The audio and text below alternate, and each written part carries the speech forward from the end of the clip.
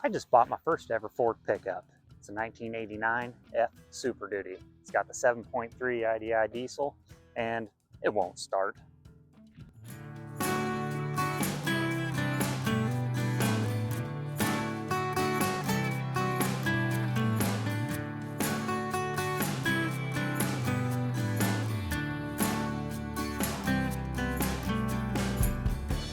Now this truck's been sitting for about 10 years. When I picked it up a few months ago, it would start barely.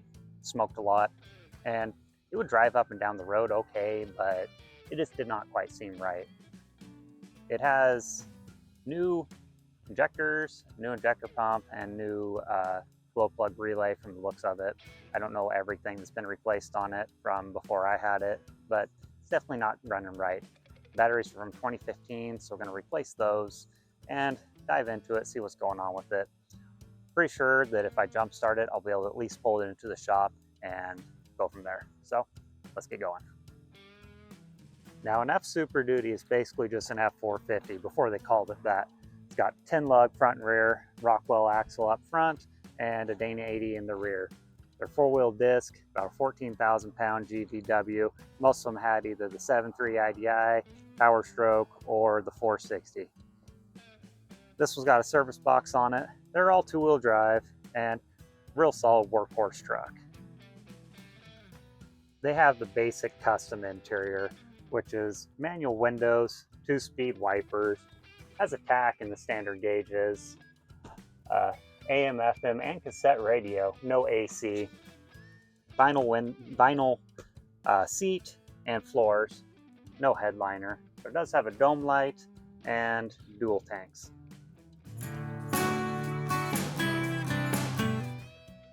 Well, I put the jump starter on it and it fired barely, but enough to pull in the shop anyway. Taking the battery hold down off with the 5/16 and gonna pull this old battery out, head to Walmart, get a new one, because right now Walmart batteries are about half as much as everywhere else. It's crazy how expensive batteries are lately, but is what it is.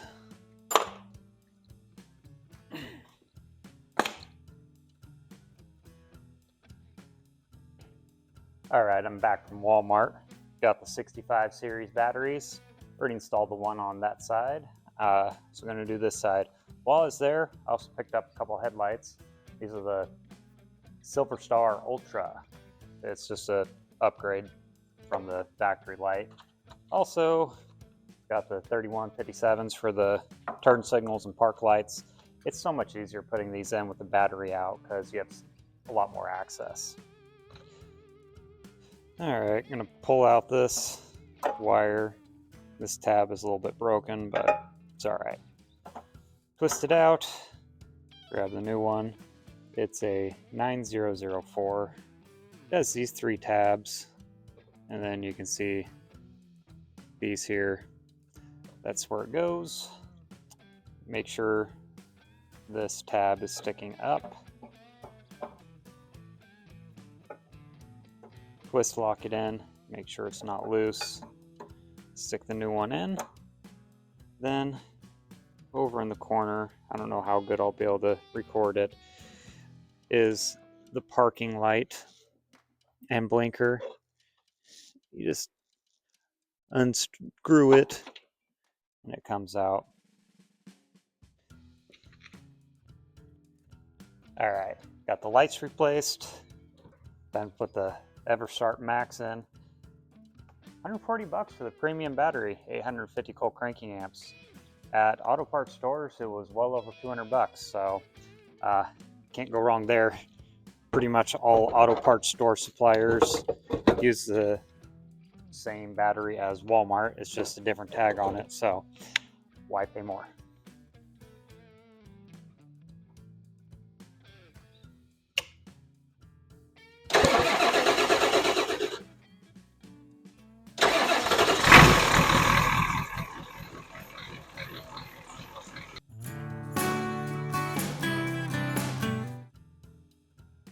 Well, it's a new day and a new problem.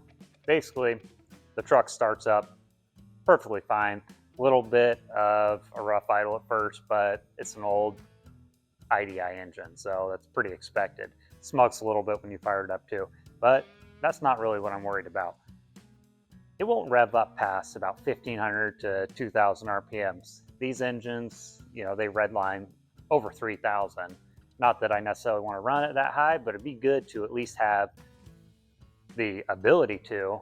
So it's acting like it's not getting fuel. So I'm going to assume it's not getting fuel. The injector pump is new on it. The injectors are new on it. So I'm going to go ahead and for now assume it's not that. Air intrusion is notoriously a problem on these old Fords from what I've heard. I'm not really a diesel mechanic or a mechanic at all for that matter, but I'm doing what I can. So I'm going to check out the return lines. The return lines look like they've been replaced recently. I'm going to make sure all of them have been replaced, but right now what it's looking like to me, because I replaced the fuel filter, and when I filled it up all the way, it fired up and it ran and it revved up for a few seconds. So I'm assuming the lift pump is not pumping enough fuel up to the fuel filter for the injector pump to take over from there. It's old. Lift pump is only like 35 bucks anyway, and it has some rubber hoses that go to the fuel pump also. So when I say fuel pump, I mean lift pump. So I'm just going to go ahead and replace all that. 35 bucks, peace of mind. See if I still have a problem, then try to chase air leaks if I still do. So when you're looking at the engine from up front, you have your alternator here, then right here is the vacuum pump. And then all the way underneath of it, see if I can get the camera even in here. You got the fuel pump. Oh, my light turned off. Great. You got the fuel pump way down there. You can barely see it. So I'm going to have to take a bunch of stuff off to get to it.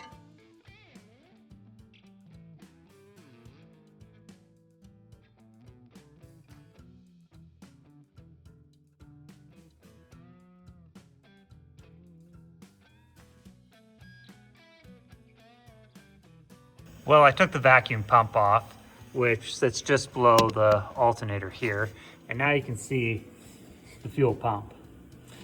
It has two bolts that hold it on here and over there. Then it has this hard line and then the soft line that goes to the tank, which connects to a hard line right here. So I'll replace this rubber hose, and looks like also some cooler lines are leaking, so I should probably fix that, but probably won't. You know how it goes. I don't think I'm gonna have to take the alternator off after all, so that's a bonus. All right, I broke it free with the flare nut wrench. I'm gonna take it off the rest of the way with this open end. It's a 5/8. I'm not gonna show the rest of it as far as this part goes. Then I'm just gonna take off the two worm gear clamps and go from there. One thing I noticed when I was taking this rubber line off, it is crispy, and you can see it just kind of turns on here. I have not loosened this hose clamp yet, so that could have been a problem right there. Got the hose out. Look. Is it gonna focus? There we go. You can kind of see it is not good. This is crusty, and there's plenty of areas where I could see it potentially sucking air. I'm not sure if it sucks air through this hose or not. I'm sure there's somebody watching this that knows these engines much better than I do.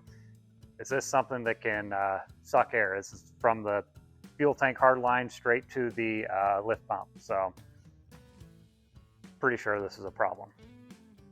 All right, fuel pump's out. Appears this one's been replaced at some point. Notice it has a blue gasket, which means it's a Velcro. Also noticed new hardware bolting it in. And it seems like it's working. When I was pumping it, it holds and then it pumps. Doesn't appear to be leaking air. So might have just been that hose, but it's not looking like this fuel pump is bad. So I'm going to save it. I'm still going to put the new one in and see what happens. It's looking like air intrusion is what the problem was, and still is. We'll find out.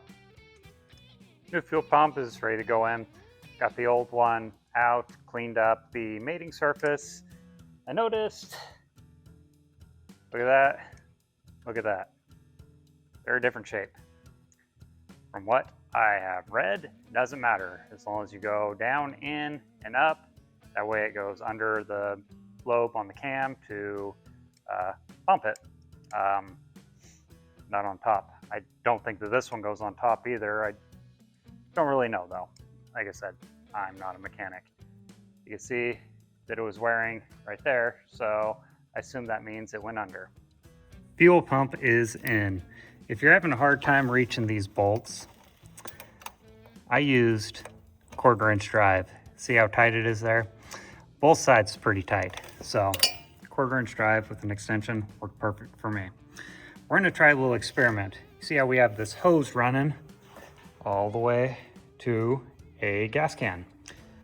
I want to eliminate everything from the fuel pump back to the tanks. That way, if there's something down like the pickup tubes in the fuel tank that is causing it to starve of fuel or something like that, or the tank switch getting stuck halfway, I don't know. Anyway, this will eliminate that, and that'll tell us that everything up here is working, or if we have a problem up here. So here we go.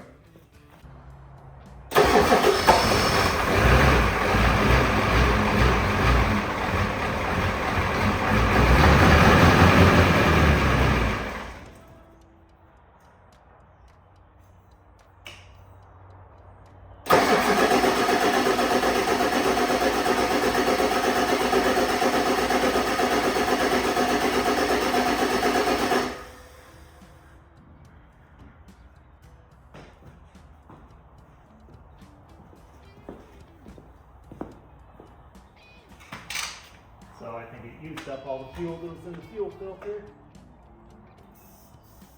Yeah, there's some air. I mean, it's got to fill up this whole hose worth of fuel, so makes sense.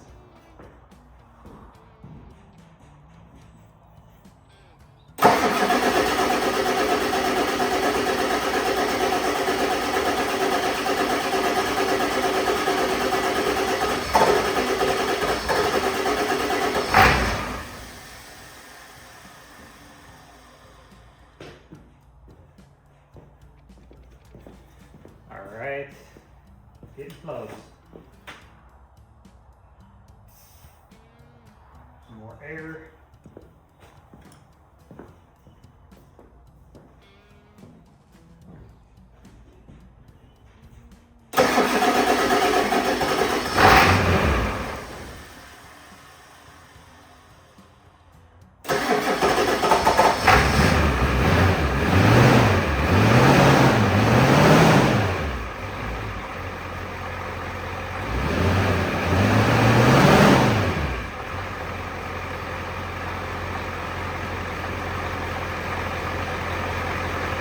It's immediately revving up way better, so something is definitely working right. So we'll see.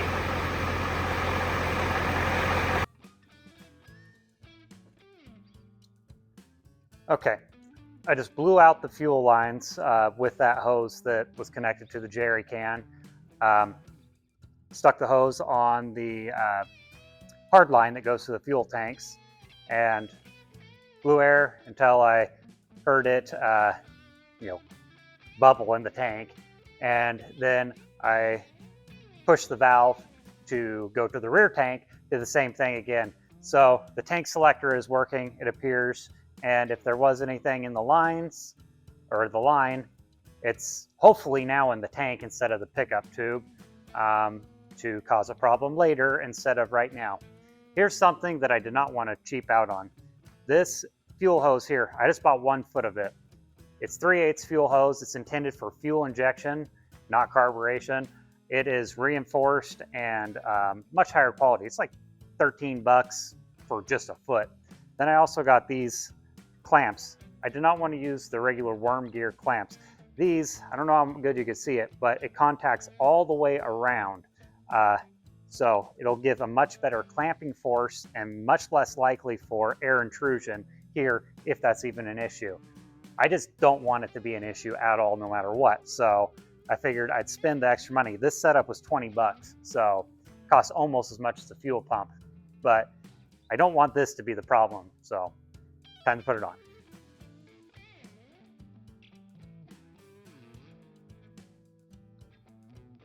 It's the next day, truck's running good. After I put everything back together, fired it up, pulled it out of the shop, sat overnight. It's January right now. Temperature outside when I fired it up this morning is probably about 36 degrees. So plenty cold, truck fired right up, no problem at all. Then I pulled it back in here because I saw this down here. Looks like the block heater cord is dangling, so I don't want to drive it with the cord dragging on the ground, of course. So put that on, and then we'll take it for a test drive, see how it's doing.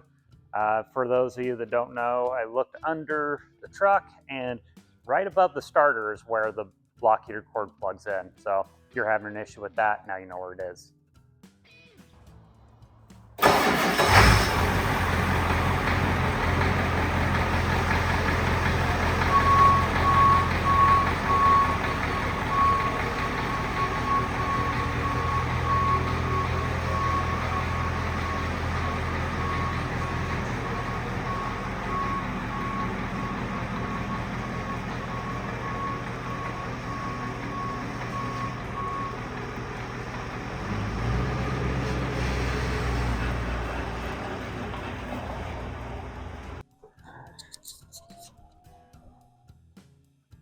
Already I can tell a big difference. It's running a lot smoother. Power is instantly more noticeable. So good sign so far. Smoke's down quite a bit too.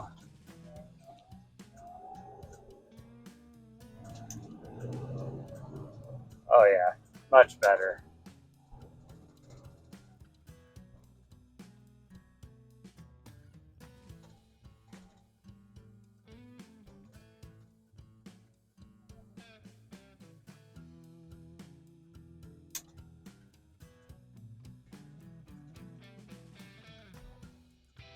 Yeah, idle is super smooth now. Idle on these IDIs seems like it's even smoother than the like the direct injection motors, such as like the 5.9 Cummins.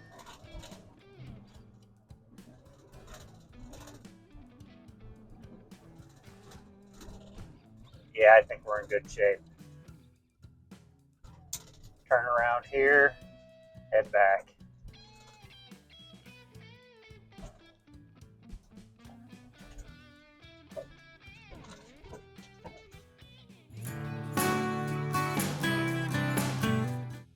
Well, the truck's running good now.